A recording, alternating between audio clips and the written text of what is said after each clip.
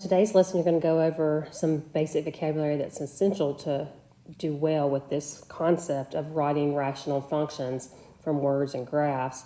We know what holes are and how to find them, how to find x-intercepts when we set our numerators to zeros after we find our holes. Remember, holes trump everything. Your y-intercepts, you plug in 0 for the x's, and how they're written is, of course, a coordinate. Vertical asymptotes, denominators are set to 0. After your holes, your horizontal asymptotes is where you look at the degrees of the numerator and the denominator, compare them. So a little n to a little d, meaning they're the same, then you would have a ratio of leading coefficients. If you have bottom heavy, where the denominator is bigger, you know y is 0, and then if you're top heavy, then it is none, and then you check for a slant or an oblique, and then here's what the slant and obliques mean. So we're going to look at how to write a rational function from words. So if we look at the first question here, it says write, and we use a little abbreviation called WARF, write a rational function, instead of writing that out every time. So we need a horizontal asymptote of y equals 1, okay? And if we know our differences with our, what causes a horizontal asymptote, we know that these, with 1, these leading coefficients would be the same, and it would have a ratio of 1. X-intercepts at -3 and 0 and 4, 0, we know this is when the numerators are set to 0. And then a vertical asymptote at -1 and -6. So these vertical asymptote we know is the denominators. So if we think about what we start with, we can start with the leading coefficients. We know it's got to be the same. 1 over 1, 2 over 2 is going to simplify down to 1. So we know that they'll have the same degree up top and bottom. So we'll go to our x-intercepts as our numerators. So x plus 3 is one of them, and x minus 4 is the other. So that would be at the top. So we have 2 degrees up there. So we're going to have 2 degrees at the bottom. Our vertical asymptotes are x is -1 and x is -6. So we have x plus 1 and x plus 6. Now, you would multiply these out and get them in standard form. So you'd have x squared minus x minus 12, and then x squared plus 7x plus 6. So now this is a rational function written with these parameters. All right, I want you to try 2 and 3 and then come back and see how you did. So for the second one, we have a horizontal asymptote of y equals 2, so we know our ratio is 2 over 1, so we can think of a 2 over a 1. And then we have an x-intercept, we know that's our numerator, of x minus a half. And then we have a vertical asymptote of x equals 0, so we know we have an x down here. So when we simplify this out, this is 2x minus 1 over x. And you can see that it meets all the criteria. For number 3, I went ahead and labeled our y equals 0 as our bottom heavy. We have a hole at x equals 1, which means we have the same factor on top and bottom.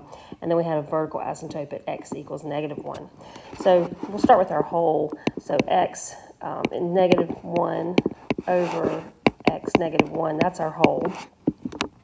And then we're bottom heavy, which means we won't have anything else up top because we already have 1 degree, and right now they're equal.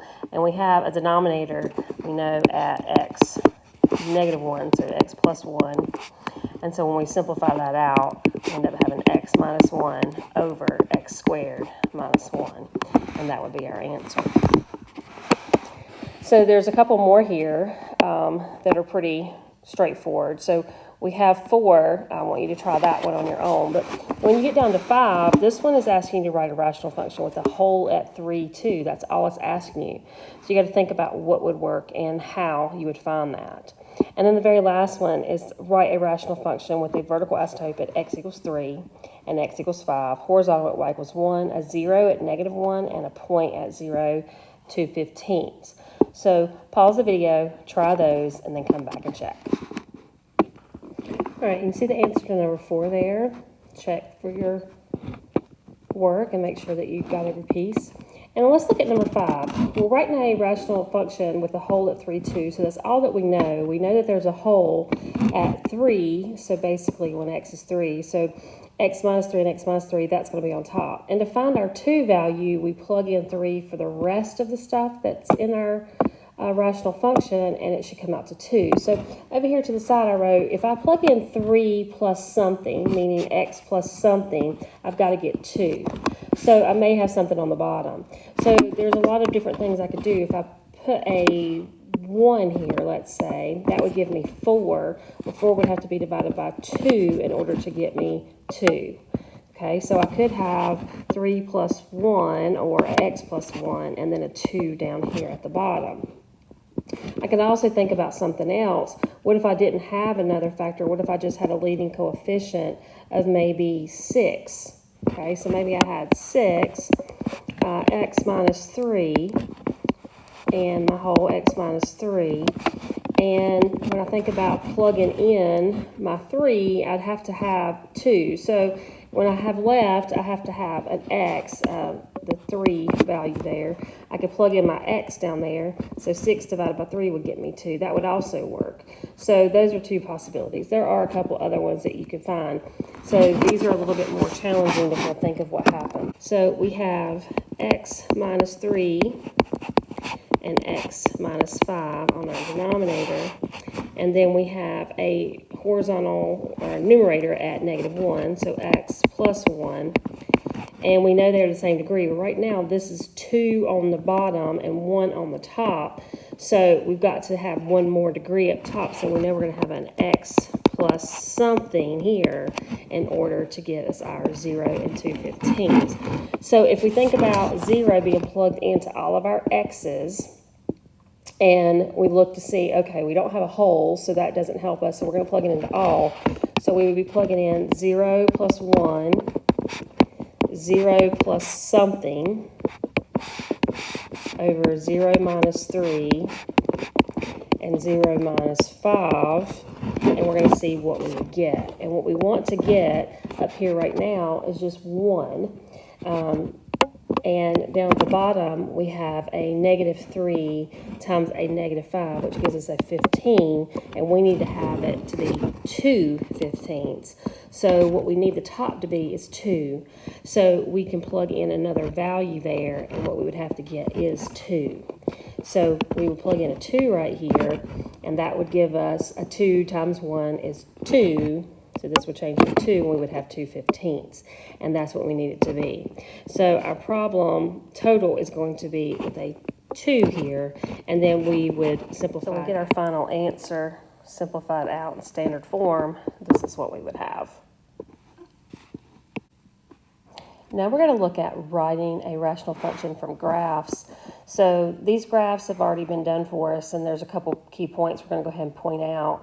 We have a vertical asymptote right here in the red line, little dotted line, and so we know this is our vertical asymptote, and that's x equals 0, and we know that that goes in our denominator. We have one here at y equals 2, which is our horizontal asymptote, and we know that happens because we had a ratio of 2 over something, or something that broke down to 2. Then we have an x-intercept that's marked here in pink. That x-intercept is 1/2 0. So look at your scale very carefully. We know that goes in the numerator.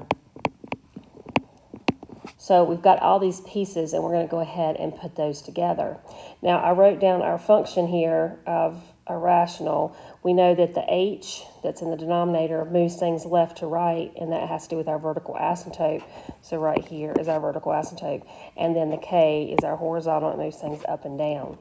Okay, so if we think about that as well, it can help you.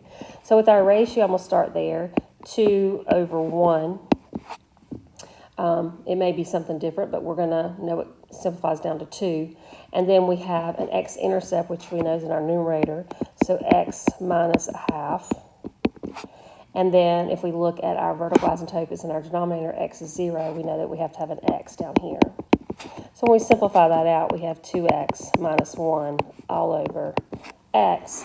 And then those are different pieces, so we can't simplify those down any at all. And that's our answer. So there's another one here with some spots labeled. Pay attention to the scale and go ahead and you'll notice the highlighted there in yellow is a hole. So find out where that hole is. So pause yourself and then come back and check. All right, for your last one, I wrote down the individual pieces. See how you did. Make sure you're paying attention to the scale. That's the biggest thing with your like horizontal asymptote, that you're not at 1. These are done by half scales. And sometimes the scale on the horizontal and the vertical line can be different, so make sure you pay attention to that. So when we simplify it out, we get our x squared plus 2x minus 3 and 2x squared minus 12x plus 10. So that's what it would look like before we did any factoring or anything like that. And that matches our graph. All right, so you're going to have some practice. See how you do.